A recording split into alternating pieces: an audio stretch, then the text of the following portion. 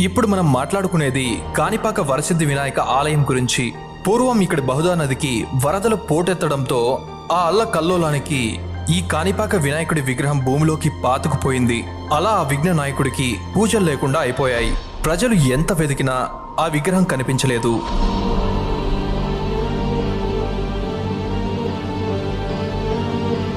మరికొన్నేళ్ల తర్వాత అదే విహారపురిలో వైకల్యం కలిగిన ముగ్గురు అన్నదమ్ములు జీవించేవారు. వారిలో ఒకతనికి గుడ్డి, మరో అతనికి చెవిటి, ఇంకొకడికి మూగ.